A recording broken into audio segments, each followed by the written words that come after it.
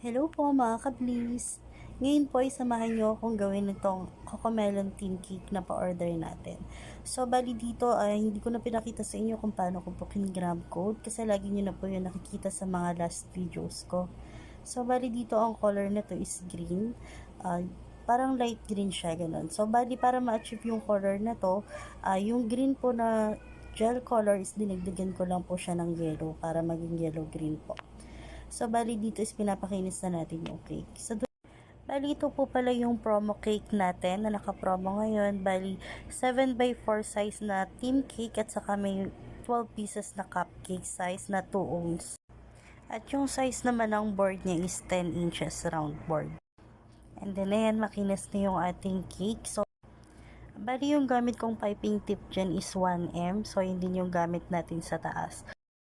And thank you pala sa nag-order na to para sa kanyang baby na nag-first birthday. Bali yung topper niya is inedit ko lang and pinaprint ko lang din siya dito. Dagan ko na lang din siya ng mga sugar, pearl at ayan, bali kung napansin nyo is nilagyan ko na lang din siya ng cardstock paper sa likod ng photo paper para mas maganda siyang tingnan. So ito na po ako, Cocomelon Team Cake. Thanks for watching. Bye!